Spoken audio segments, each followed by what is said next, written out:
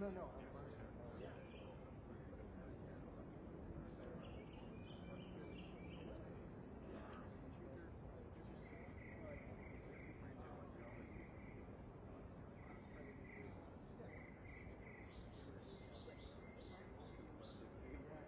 He's got a big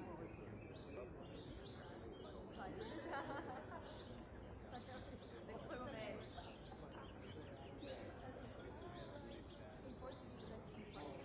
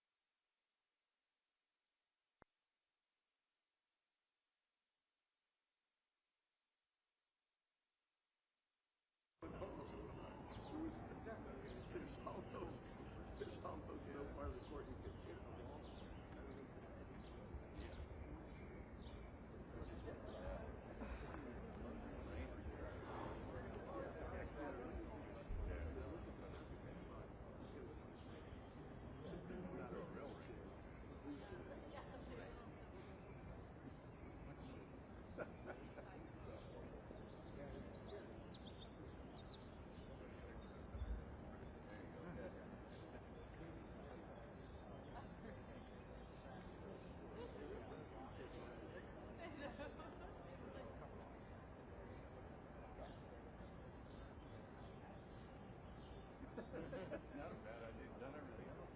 Baseball game. Yeah, I mean, I know what that is. Good idea. Yeah.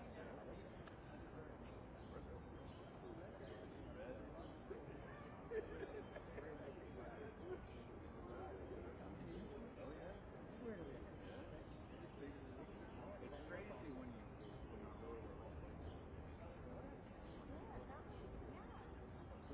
football field. Thank you.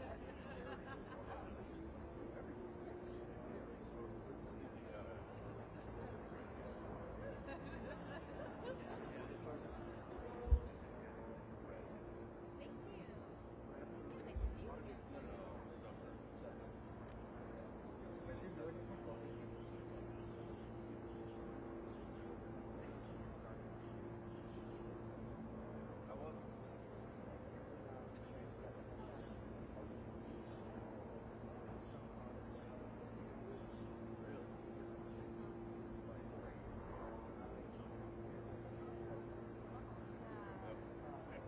It actually helps.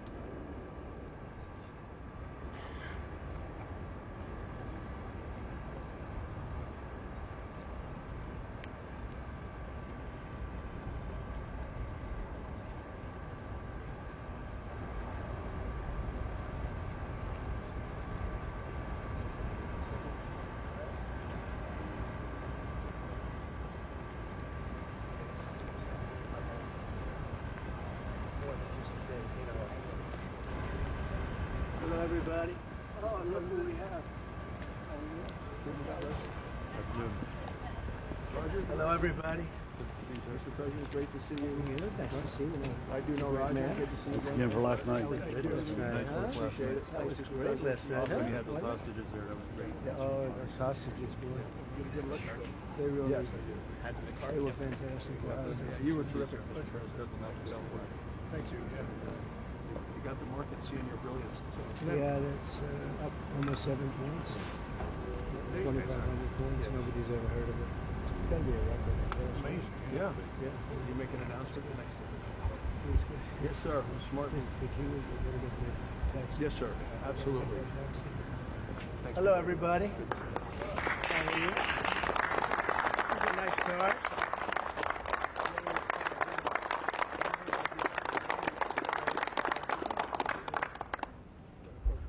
Is this the car? Yep, this is the car. Yep. Ryan from last year, he got 23, so pretty amazing job he's done. Pretty amazing. And this is the team behind him here. Fantastic. How are you? Nice to see you.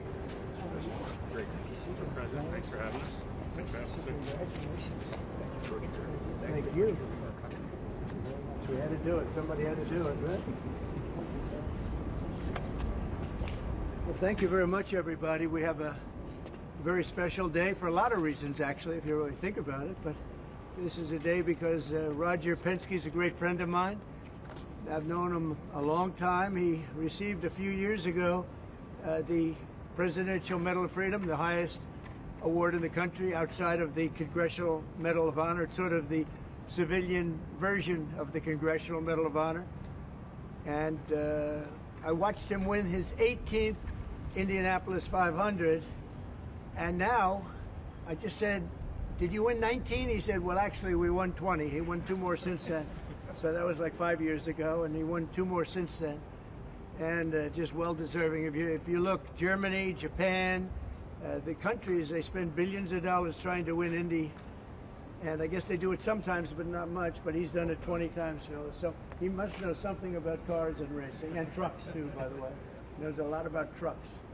But he's been a very special guy, and he's brought some of our outstanding racing champions with tremendous courage and guts and grit. Hello, fellas. I didn't see you guys over there. That's a good-looking couple of teams, too. They have a lot of courage. And we'll see you in a second. So we're joined by the 2023-2024 NASCAR champion, Ryan Blaney, and Joey Logano. That's really fantastic, fellas. That's great. You get that car going, like as an example, on average, how fast will you About go? 190. About 190, you can have it. I don't want to go, but 190, that's fantastic. And on a straightaway, you'll go how much? About 190, 200. About 190 to 200. Well, it takes a special genetic, you know that, right? It's genes. Not only it's genes, really. Most people couldn't do that. Very few people could do it. The 2023 and 2024 Indianapolis 500 winner, Joseph Newgarden. Hey, Joseph.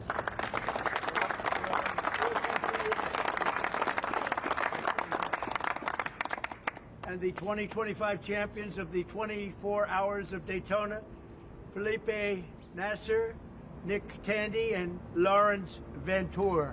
Thank you, sir.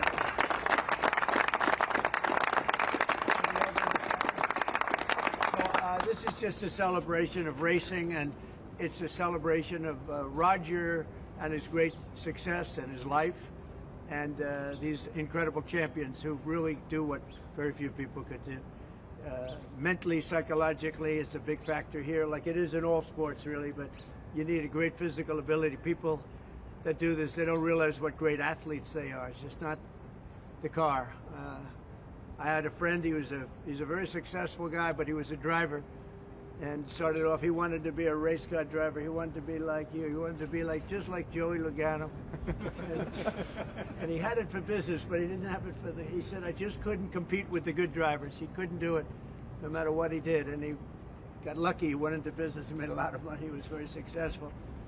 But he said, I couldn't press the accelerator down all the way, and the best drivers could. So there was just a difference. It was really, I never forgot that story. But these are great champions, and it's a great sport. And what you've done in Indianapolis also with the track and everything has been incredible. I mean, it's really incredible. People tell me it's been amazing. I'll have to get there. I'm going to have to get there maybe this year with you. But well, thank you very much. Thank you. And we did Daytona. We went around the track in the Beast, what's called the Beast, with the thick windows and the whole thing. And you're not supposed to hear anything, but I heard the fans. They were going crazy outside. So it was a great honor. So I just wanted to welcome them to the White House, a special place, very, very special place. And we love champions, and these are the greatest champions in the world. These are the greatest champions in racing, and it's an honor to have you all. And thank you very much, all of you. Thank you very much. I wouldn't ride in that thing if you paid me. How fast will that go? 240 plus. 240. Yeah. That's unbelievable. Weapon. Two-time winner of the Indianapolis 500, consecutively, right? Yes, sir. So what the hell are you doing? What do you eat? A Because lot I of want milk. some. Drinking a lot of milk. Hopefully. Okay, I'm going to take some. And that one is pure speed and endurance, right? Correct, sir. Speed and endurance. Is that car a very different car than, let's say, this one? Very different? Very different. Very different. Yeah. Made for... You gotta last so many hours, Right. and we all share the car, so three A drivers, totally different engine. different engine, Everything's different. everything. And you'll go, is it 24 hours? Yeah. That's a long time. And that car just, there's no let up, it's just constant, right? That's fantastic. Congratulations. That's endurance. Endurance is a big factor in life and success, I can tell you. So you guys have it. Well, thank you very much. Would you like to ask Roger or any of these champions any questions while we're here? Yeah. You started the morning saying be cool, and then just Be a few cool. hours later, there was a pause put in on the tariffs. Can you walk us through your thinking about why you decided to put a 90-day pause? Well, I thought that people were jumping a little bit out of line. They were getting yippy, you know? They were getting a little bit yippy, a little bit afraid, unlike these champions, because we have a big job to do. No other president would have done what I did. No other president. I know the presidents, they wouldn't have done it. And it had to be done. What was happening to us on trade, not only with, you know, if you look at it, not only with China, but China was by far the biggest abuser in history, and others also, but somebody had to do it. They had to stop because it was not sustainable. Last year, China made $1 trillion off trade with the United States. That's not right. And now I've reversed it. It's for a short period of time, but we made $2 billion. We're making now $2 billion a day. And somebody had to do it. Roger actually said it. Charles Schwab was here a little while ago, one of the great financial people, and he said he's been waiting for 40 years for somebody to do what I did over the last month. And if you didn't do it, you wouldn't have a country. It wouldn't be sustainable. So I'm honored to have done it. And, you know, look, nothing's over yet, but we have a tremendous amount of spirit from other countries, including China. China wants to make a deal. They just don't know how quite to go about it. You know, it's one of those things they don't know how quite. They're proud people. And President Xi's a proud man. I know him very well. And they don't know quite how to go about it, but they'll figure it out. They're in the process of figuring it out, but they want to make a deal. And we have other, we have many other countries, as you know, many more than 75. And they all want to come, and they want to come here, or they'll go to Commerce, or they'll go to Treasury. We have our great senators here and congressmen. They'll call John, they'll do somebody, they'll go through somebody, but they're all calling, how do we do this? They all want to make a deal. Somebody had to do what we did, and I did a 90-day pause for the people that didn't retaliate, because I told them if you retaliate, we're going to double it. And that's what I did with China, because they did retaliate. So we'll see how it all works out. I think it's going to work out amazing. I think that our country is going to be at the end of a year or shorter, but I think we're going to have something that nobody would have dreamt possible. A man like Roger Penske, I don't want to get him in trouble with China, so I won't, but he would know that you have to, someday you have to cut the bow and you have to do what you have to do, right, Roger? and that's what I did, and I'm very happy to have done it. Mr. President, was there The anyone? Prime Minister of Greece just told Breitbart's Matt Boyle that he thinks absolutely the European Union and the United States could work out a trade deal that's win-win and, quote, mutually beneficial to both sides. What do you think about the Prime Minister's comments, and do you think a deal could be struck with the European Union? First of all, I know him. He's a good man, and I appreciate his comments. Yeah, a deal could be made with every one of them. A deal's going to be made with China. A deal's going to be made with every one of them. And there'll be fair deals. I just want fair. They will be fair deals for everybody. But they weren't fair to the United States. They were sucking us dry, and you can't do that. You know, we have $36 trillion of debt for a reason. We don't have it there for fun. They have it for a reason. And people took advantage of our country, and they ripped us off for decades. I've been thinking about this for decades. If you ever saw me on television, I was young like these guys. And those were good old days, I'll tell you, Roger. But I was like these guys, young, and I was talking about it. Nothing changed, and nothing was done about it. Then I did it. In my first term, I did it, and did it well. We took in hundreds of billions of dollars from China and others, and I started the process, but then we had to fix up from the COVID mess caused by China. We had to fix up from that, and we did a good job of doing it. And when we handed back the reins after a rigged election, and when we handed back the reins, the stock market was higher than it was before COVID coming in. So, you know, we did a great job, but we didn't have time to do the big thing, which we're doing now. And it's, you know, it's like a patient is sick, you have to do surgery. Patient is very, very sick. And Joe Biden handed us over a country that was in very serious trouble, economically and in every other way. They let China run away with things. They let other countries run away with things. And maybe worst of all, in a certain way, is what they did at the border. We had people pouring into our country by the millions. Many of them were murderers and drug lords and thieves and people from prisons from all over the world. And there were people from mental institutions, insane asylums. They were taking their mentally insane, and they were dumping them into our country. And I'll tell you, Tom Homan and Kristi Noem are doing a fantastic job in removing them. And now the courts, the Supreme Court just gave us numerous good rulings where we have to be able to get them out. You had other judges trying to take over the system. And think of it, they take over, they want these people coming back, Tren de Aragua from Venezuela, the Venezuela jails that cut off the fingers of a man in Colorado. They cut off his fingers because he called the police looking for help. They said, "Did you call the police?" He said, "Yes, I did." "Put your hand down," and they cut off the fingers. This is what they want to bring these people back now. And I want to thank the president of El Salvador for the job he's done, because that is, that's the way it has to be done. It's too bad. Yeah, please.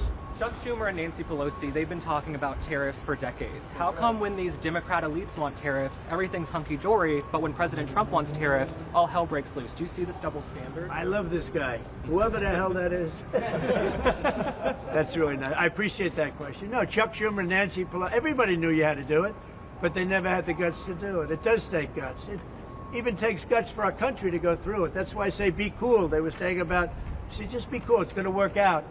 It's going to work out, and it's working out. I can tell you, working out maybe faster than I thought. But I said it's going to take a little conditioning. It's a transition to. It's really, I think it's a transition to greatness. It's going to be greatness. Our country is going to be. There'll be nothing like it, and people investing in our country, they're going to do better than they've ever done before.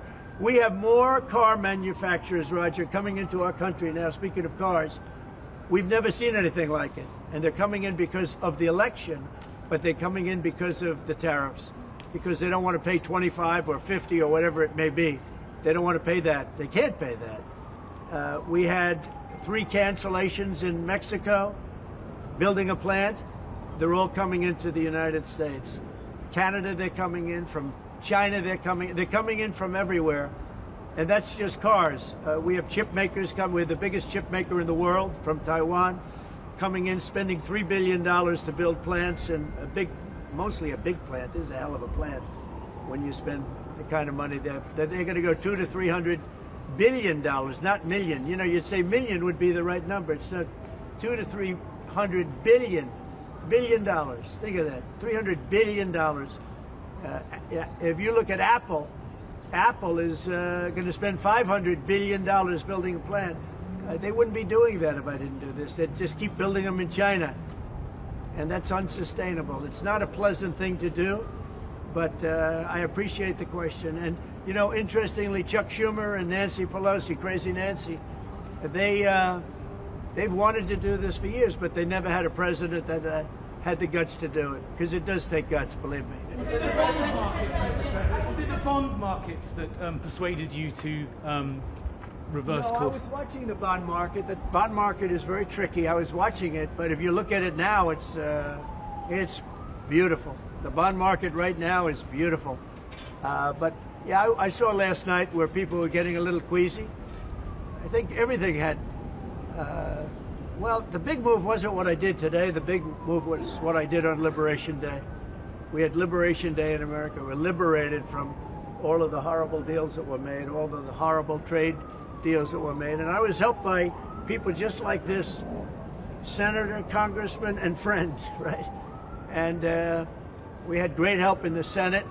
Our Republican senators have been amazing. They stood tall. And likewise in the House. And John Thune has done an amazing job. Barrasso has done an amazing job.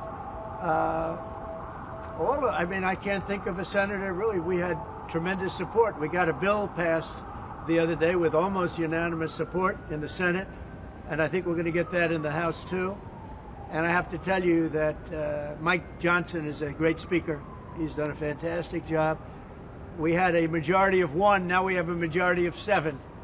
And you don't realize how big 7 is until you have a majority of 1. 7 sounds like so much, but we're doing well. But Mike Johnson and John Thune have done a really great job. Mr. President, was there anyone who influenced your decision? Did you speak with anyone? You know, Jamie Dimon? Did you speak with anyone? Well, I watched Jamie Dimon on Maria Bartiromo's show this morning, and he was very good. He said that actually made the statement to effect that something had to be done with the tariffs and trade. He said that. He said, look, you know, at some point, but he said something has to be done with tariffs and trade. He understood it. He's very smart and very a genius financially. He's done a fantastic job at the bank. And he knows that. Everybody knows that. Anybody that's even a little bit smart knows it. It wasn't sustainable what was happening. Somebody had to pull the trigger. I was willing to pull the trigger. This should have been done long ago. Just like Biden should have stopped the border long ago. I mean, allowed 21 million people plus into our country, many of whom should never have been allowed out of prisons and jails. They came out of prisons and jails from all over the world, and now we're getting them out, bringing them back to their countries. But it's should have never been done. Yeah, go ahead, please.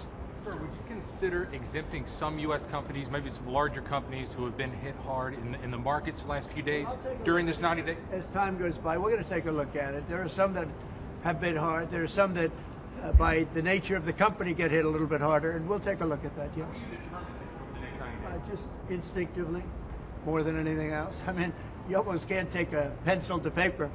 It's really more of an instinct, I think, than anything else. What's your credibility like? Because you said that these tariffs would go in effect on Monday. You said no pause. But today there is a pause. So how can people believe your words today? It's not a question of that. You have to have flexibility. I could say, here's a wall, and I'm going to go through that wall. I'm going to go through it no matter what, and keep going, and you can't go through the wall. Sometimes you have to be able to go under the wall, around the wall, or over the wall. These guys know that better than anybody, right? You got to go around them sometimes. You're not going to go through them. So I consider, you know, I think in financial markets, because they change. Look how much it changed today. We went from, you know, pretty moderate today, but over the last few days it looked pretty glum, to, I guess they say it was the biggest day in financial history. That's a pretty big change. And I think the word would be flexible. You have to be flexible. Like he's asking the question about some companies. Some companies, through no fault of their own, they happen to be in an industry that is more affected by these things than others. You have to be able to show a little flexibility. and I'm able to do that. I'm going to say hello to these champions because they are great champions. I got to say hello. President plans to walk to Sicily to avoid more escalation.